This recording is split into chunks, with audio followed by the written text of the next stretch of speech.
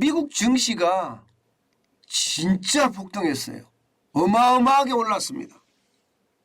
여러분 이거 한번 보세요. 기술주 중심의 나스닥 마감 지수가 7.35% 올랐어요. 이게 하루에 오른 겁니다. 일주일에 오른 게 아니에요. 그야말로 하늘 높은 줄 모르고 쭉쭉 치솟았습니다. 야, 어떻게 이렇게까지 올라갈까 싶을 정도로 말입니다. 근래에 거의 보기 드문 숫자고요. 이것은요 그냥 폭등이란 말이 잘 안 어울립니다. 핵폭등이다 뭐 이렇게 이야기할 정도로 어마어마한 상승률입니다. 이 장 시작하자마자 말입니다.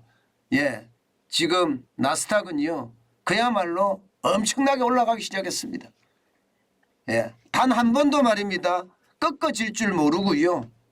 마감까지 계속 올라가기만 했어요.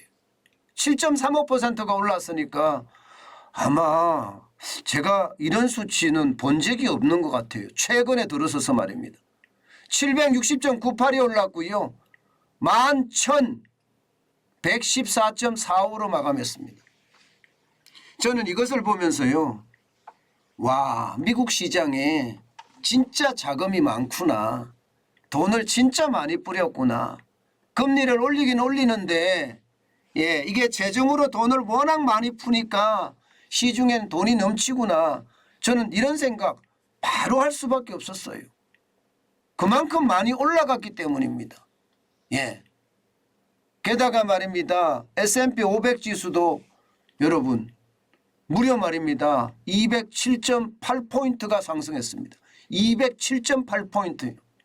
5.54%나 올랐습니다. 당장 말입니다. 이대로 가면 그냥 4천 간다에 4천 간다. 3,956.37로 마감했습니다.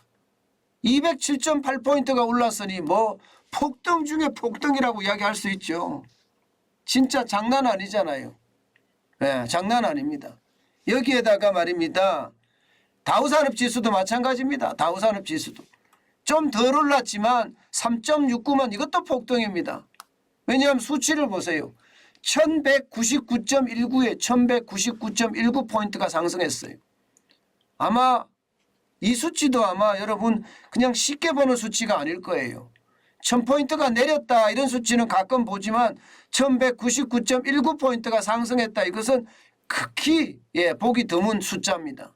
그래서 33,714.13으로 마감했습니다. 33,713.13으로 말입니다. 장난 아니죠.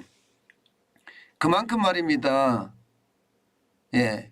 미국의 어떤 경제 상황이 변했다. 이렇게 해석할 수가 있는 겁니다. 뭐가 변했느냐?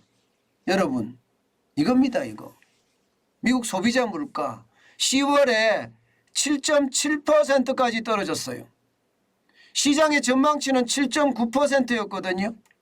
그런데 7.7%까지 떨어지니까 너도 나도 이제 금리가 속도 조절될 거야. 미국의 연방준비제도가 무조건 금리 올리지 않을 거야.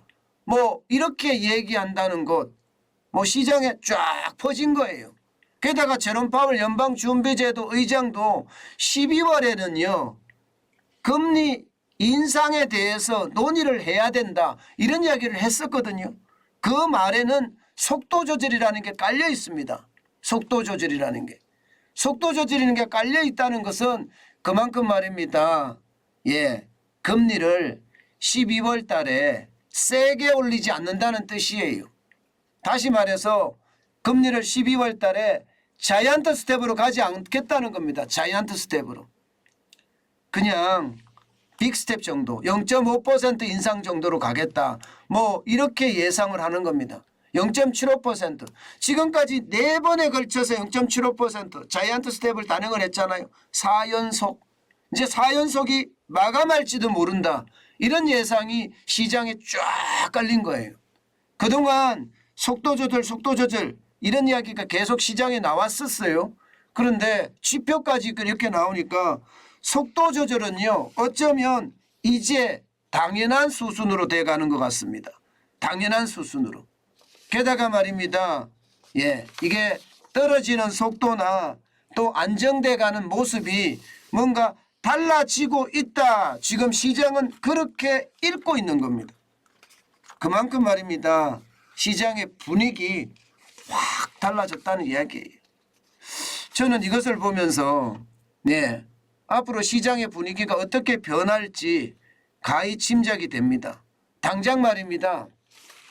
예, 소비자 물가라는 게 여러분 지난 6월에 9.1%였잖아요.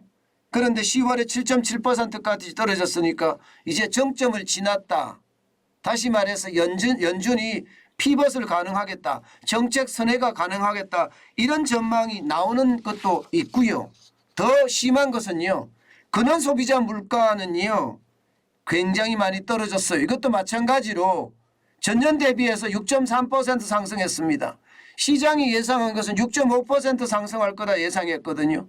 예, 전달에 6.6% 상승을 했는데 이것보다 밑돌았습니다. 6.3%니까. 그러니까 시장 전체의 근원 소비자 물가라는 게 여러분 계절적인 요소를 제거하고 일시적인 요소 제거했습니다. 예, 계절적인 요소라는 게 농산물이잖아요. 일시적인 요소라는 게 유가예요. 이거를 제거했는데 6.6% 올라가다가 6.3%로 떨어진 거예요. 그러니까 이제 물가는 떨어질 수 있어. 뭐 이런 시장의 컨센서스가 이루어졌기 때문에 시장 전체의 어떤 긍정적인 효과, 이게 그야말로 상승한 정도가 아니라 폭등했다는 이야기가 됩니다. 그러니 시장은요 그만큼 많이 올라갔다 이렇게 얘기할 수가 있습니다. 물론 말입니다. 물론 시장은요 그냥 단순하게 소비자 물가가 7.7%가 떨어졌기 때문에 시장은 폭등했다. 단순하게 이렇게 볼 수는 없습니다. 왜냐하면 7.7%라는 숫자도 결코 낮은 숫자가 아니거든요. 7.7%가 쭉 간다고 생각을 해보세요. 그러면 고물가예요. 이게 2%라는 어떤 목표 물가까지 내려오기에는 아직도 시간이 많이 걸린다는 뜻입니다. 그렇기 때문에 여러분 시장의 긍정적인 어떤 효과가 많이 발휘가 돼서 시장의 어떤 유동성이 한꺼번에 증시로 쭉 쏠리는 그것 때문에 증시가 폭등한 거다. 이렇게도 이해할 수가 있는 겁니다. 앞으로 이 소비자 물가가 긍정적인 요소로 작용은 할 거예요. 그러나 앞으로 계속해서 폭등이 일어난다. 이렇게 이야기하기에는 이게 여전히 물가가 높다. 뭐 이런 얘기 지금 꼭 드려야 될 것 같습니다. 물론 여전히 물가가 높지만 미국의 연방준비제도 그러니까 중앙은행이죠. 중앙은행의 총재인 제롬 파월 연방준비제도 의장이 이게 12월부터 피벗을 하겠다. 정책 선회를 하겠다. 이러면 또 상황이 달라지는 겁니다. 물가가 7.7% 떨어지는 것은 분명한 데다가 피벗까지 하니까 정책 선회까지 한다는 그런 이야기까지 나오니까 시장은 굉장히 많이 놀라고 있는 것도 사실입니다. 여러분 시장의 어떤 변화 지금 반드시 우리는 읽어봐야 될 것 같고요. 이 시장의 어떤 변화 속에서 우리가 어떻게 행동해야 될지 아마 예의주시해야 되지 않을까 싶습니다. 물론 오늘 우리 주식시장도 아마 요동을 치지 않을까 그렇게 예상이 됩니다. 그렇지만 우리는 냉정을 찾아서 항상 합리적인 선택 그게 필요하지 않을까 오늘도 한번 생각해 봅니다.